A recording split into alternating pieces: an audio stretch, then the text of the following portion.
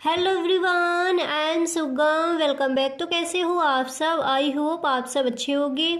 स्वागत है आप सभी का आपकी अपनी एसपी स्टडी यूट्यूब चैनल पर। तो गाइस, आज हम आपको बताने वाले हैं अर्थशास्त्र के विस्तृत उत्तरीय प्रश्न। ठीक है, जो आपको महत्वपूर्ण प्रश्न है वो हम आपको इस वीडियो में बताने वाले हैं। तो एक बच्चा है जिसका नाम है पंकज। तो पंकज ने कमेंट किया था कि उनको विस्तृत उत्तरीय प्रश्न चाहिए। फर्स्ट चैप्टर के विस्तृत उत्तरीय प्रश्न कौन कौन से इंपॉर्टेंट है, कौन कौन से प्रश्न इस बार के बोर्ड एग्जाम में आ सकते हैं। तो पर्सनल मैंने ये वीडियो पंकज के लिए बनाया। गाइस, अगर आपको किसी भी चैप्टर के इंपॉर्टेंट क्वेश्चन चाहिए किसी भी सब्जेक्ट के, तो आप भी हमें कमेंट करें, तो आपको भी 1 या फिर 2 घंटे बाद आपका वीडियो मिल जाएगा। ठीक है, तो चलिए बिना टाइम वेस्ट के वीडियो को स्टार्ट करते हैं। तो यहाँ पर देखिए पंकज बेटा, जो पहला प्रश्न है आपका वो इस बार के बोर्ड एग्जाम में ये पूछा जा सकता है कि एक अर्थव्यवस्था की केंद्रीय समस्याएं समझाइए। ठीक है, ये प्रश्न कई बार पूछा गया है, तो ये इस बार भी पूछा जा सकता है कि एक अर्थव्यवस्था की केंद्रीय समस्याएं समझाइए। तो देखिए, इस प्रश्न का आंसर आप किस तरह से लिखोगे?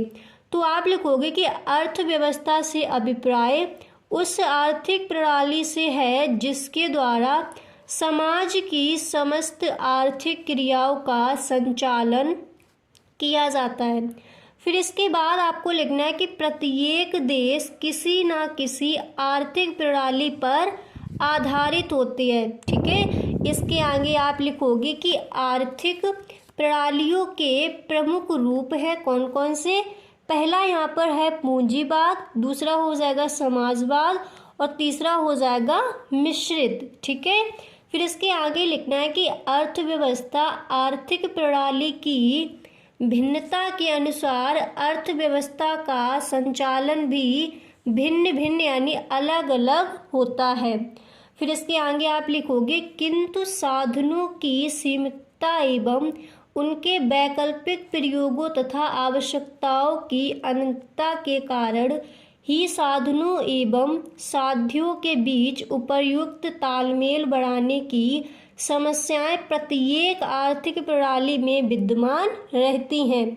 इन्हें ही अर्थव्यवस्था की केंद्रीय या मूलभूत समस्याएं कहते हैं। तो ये देखिए आपका विस्तृत उत्तरीय प्रश्न है, तो इसको इतना छोटा करके आप नहीं लिख सकते। ठीक है, तो इसको आपको थोड़ा बड़ा करके लिखना है। तो देखिए, मतलब विस्तृत में लिखना है तो थोड़ा बड़ा चढ़ाकर आप लिख कर आओगे। ठीक है, तो मैंने यहाँ पर लॉन्ग में आपको बताया है, अभी कई हेडिंगें भी बताई हैं। तो इस प्रश्न का जो आंसर है वो आप इस तरह से लिख कर आओगे। ठीक है, अब देखिए आपको इस तरह से लिखना है कि अर्थव्यवस्था की केंद्रीय समस्याएं। ठीक है, फिर आप लिखोगे 3 मौलिक समस्याएं। ठीक है, अर्थव्यवस्था की जो केंद्रीय समस्याएं हैं, जो सेंट्रल प्रॉब्लम्स हैं, वो 3 हैं। ठीक है, 3 मौलिक समस्याएं कौन कौन सी?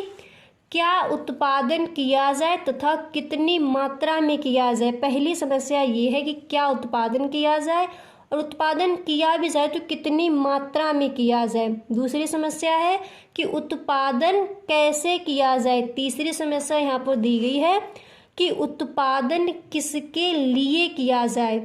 ठीक है, समझ आ गया। फिर इसके बाद देखिए आपको हेडिंग डालनी है यहाँ पर कि क्या उत्पादन किया जाए तथा कितनी मात्रा में किया जाए। ये हेडिंग डालने के बाद आप यहाँ पर लिखोगे कि अर्थव्यवस्था की पहली केंद्रीय समस्या का संबंध चयन की समस्या से है। ठीक है, चयन यानी चुनना। ठीक है, चुनने की समस्या से है। प्रत्येक अर्थव्यवस्था की सबसे पहली समस्या यह है कि कौन सी वस्तुओं और सेवाओं का उत्पादन किया जाए जिससे व्यक्तियों की अधिकतम आवश्यकताओं को पूरा किया जा सके। फिर देखिए इसके बाद आप लिखोगे कि साधनों की सीमितता एवं उनके वैकल्पिक प्रयोग के कारण प्रत्येक अर्थव्यवस्था को यह चुनाव करना पड़ता है कि किन आवश्यकताओं को संतुष्ट किया जाए और किन आवश्यकताओं को छोड़ा जाए। अब यहाँ पर देखिए, जैसे मैंने इस हेडिंग को डाला कि कि क्या उत्पादन किया जाए तथा कितनी मात्रा में किया जाए। तो अगर आप इतना बड़ा नहीं लिखना चाहते इसमें तो आप थोड़ा शॉर्ट कर सकते हो, पर ऐसा नहीं है कि आप हेडिंग ही डालकर आप लिखकर ही नहीं आते हो।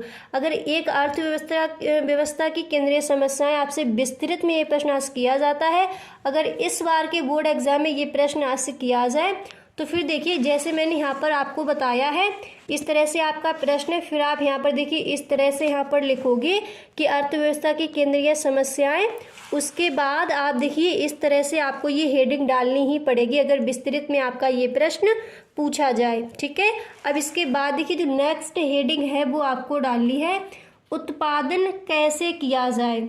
ओके, ऐसा नहीं है कि आप हेडिंग ही ना डाल के आओ तो फिर इससे आपको फुल मार्क्स नहीं मिलेंगे। ठीक है, ये चीज़ आपको अच्छे से ध्यान रखनी है।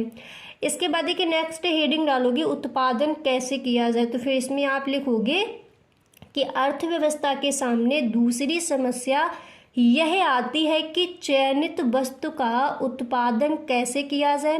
वास्तव में यह तकनीक के चुनाव की समस्या है। उत्पादन की तकनीक दो प्रकार की होती है।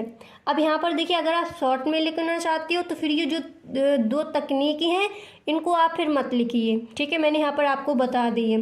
तो दो तकनीकी कौन कौन सी हैं, पहली है श्रम प्रधान तकनीकी और दूसरी है पूंजी प्रधान तकनीकी। ठीक है, तो यहाँ पर देखिए उत्पादन कैसे किया जाए, इस समस्या के समाधान के लिए हमें वह तकनीकी अपनानी होगी जिसमें सीमित साधन का प्रयोग कम हो।